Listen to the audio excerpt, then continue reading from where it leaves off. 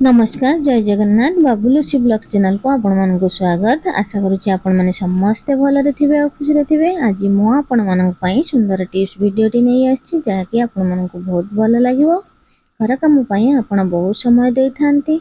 जदि किछटा ट्रिक और ट्रिक सहित आमे घर काम करिथाउ ताहाले हमर बहुत सारा टाइम बंची जिवो।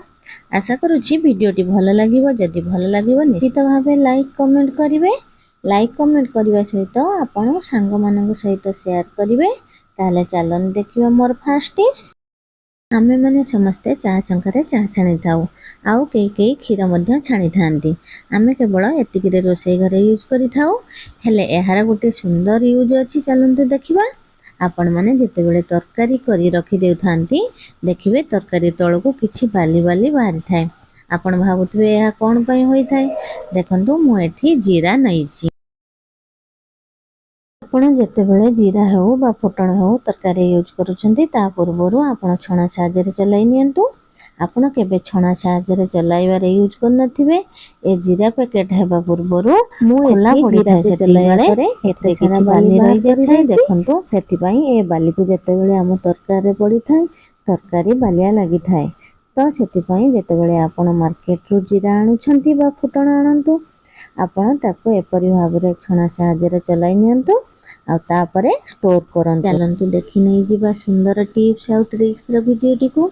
आमे घरे किचन ले हो बा बाथरूम रे हो स्टील टैप जे बसी थाए पानी रो छिट्टा पड़ी के बहुत सारा असना होई जाए जहा फले कि आमे रेगुलर ताको सफा करिवा को पड़ी थाए। जदि गोटे वीक सफा करा न जाए या बहुत अपरिष्कार देखा जाए। आमे ताको जेते बेले भी सफा करी धोई देउ आमे भाबु थाउ एठारु सबु छिटा पळाइला। तापरे आमे जेते बेले गोटे कपड़ा साहाय्य ताको पोछि दउ पुणी टैप रे छिटा छिटा पड़ी जाए। तो एहा को किभली आपण दूर करि परिबे सेति पई बहुत सुंदर वीडियोटी आपण मानन पई नै आछि। आपण जेते बेले एहा को भलो भाबरे सफा करि सारिचंती गोटाई छोट कॉटन कपड़ा रे अल्प नडिया तेल नियंतु ओ तापरे टैप को सबआडे पोछि दियंतु। आपण घरे जदि नडिया तेल नथिबो ताहाले भेसलिन मध्य यूज करि परिबे ओ तापरे टैप को धोई दियंतु। तापरे देखिबे जेउ छिट देखा जाउथला आदो भी देखा जीवो नाही। टैप टा पूरा नुआ भली चिकचिक करिवो। खरा दिन तो आसी गलानी। खरा दिन रे बहुत गरम हुए तेबे गृहिणी माने जदि रोटी करिया पई किचन को आसंती से माने बहुत चिड़चिड़ा होंती। कारण हठात भी जदि कई गेस्ट पळे आसंती से मानन पई एक गाळीन बहुत रोटी करिया पड़ी था। एमती 20 फुट 30 फुट बेलु बेलु सेकु सेकु पूरा झाड़ रे भिजी जाती। तो छोट टिप्स आपण आपणांतु तो एभली भाबरे रोटी करि परिबे। देखिबे आपण एका संगरे 2 फुट रोटी बेलिबे। जदि आपण 20 फुट रोटी करूचंती आपण 10 थर बेलिबे 20 फुट रोटी हेई जिवो। देखंतु मु एठी 2टी गोळा नै अल्प अटा देई एपरि बेलुची। यह द्वारा रोटी करने द्वारा बहुत सहज होता है। मन रखिए मझे मझे रोटी को अलग अलग कर देउथिबे। एहीपरि भाबरे बहुत अल्प समय रे बहुत सारा रोटी बनाई परिबे। आशा करूची ए टिप्सटा आपण आपणांतु और आपणको घरे ढेर सारा बनाई की खाइबार मजा उठांतु। ले चलंतु आमे एबे नेक्स्ट टिप्स आडे जिबा। नेक्स्ट टिप्स हेउची मो सोरिष तेल को नै देखाउची।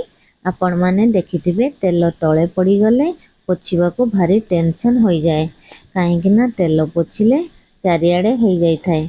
आपण ए छोट टिप्सटा निहाती भाबरे देखंतु आ यूज भी करंतु। देखिथिबे बहुत शीघ्र आपण माने तेल को उठाई परिबे। मु एठी किछि अट्टा नेली नेकी ता ऊपर बिछाड़ी देली। आपण चाहिले जे कोनोसी पाउडर भी मध्य नै परिबे। देखंतु एई परि पकाई देले तापरे ताको 5 मिनिट भिजिबा को छाड़ी दबा। या परे कौन हेबा ना अटा हो बा पाउडर हो तेल को सोक करी नबो। तापरे ताको गोटे कपड़ा साहाय्य रे पोछि नेबे। देखि पाले तो केते सहज रे कामटा हेई गला। एई परि भाबरे इजी प्रोसेस रे तेल को सफा करि परिबे। मु भाबुची गृहिणी मानकर बहुत दिन रे टेंशन मु दूर करि परिथिबे एई वीडियो माध्यम रे। लेडीज माने जदी मो वीडियो देखुचंती मु भाबुची लाइक कमेंट निश्चित देबे।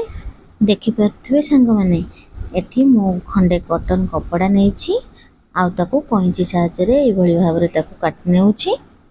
आपण भाबुथिबे एहा हमर की काम रे लागिवो। एहा को मु एबे क्लीनिंग पई यूज करिवे। एठी मु गोटाए पेन ले ताकू भलो भाबरे टाइट करिकी गुड़ाई नेउछि तापरे ताकू रबर रे जॉइंट करि दबा एहा द्वारा कपड़ा हमर फिक्स होई रहिबो। या परे आमे ग्राइंडर सफा करिया पई यूज करिबा। आमे माने समस्ते ग्राइंडर बाहरे पोछि थाउ आउ भीतरे पोछिबा को असुविधा होई थाए जहा पड़ले कि बहुत सारा मैला भीतरे जमी करी रही थाए। आमे भाबी थाउ पानी ढाली सफा कर देले पानी भीतर को जाई ग्राइंडर टा नष्ट होई जिवो। ताहले देखंतु मु किपरि सफा करूची। आमे जेउ कपड़ा रे तुली तयारी करिथिले से किभଳି ग्राइंडर सफा करी देउची। ताले देखंतु ग्राइंडर को सफा करिया पई मु एठी अल्प विनेगार नेइची। कपड़ा रे हल्का विनेगार देई आपण भलो भाबरे भीतर बाहर पोछि दियंतु। आउ देखंतु ग्राइंडर किपरि चिक करूची। ताहले एही परि टिप्स घरे यूज करंतु आउ मते कमेंट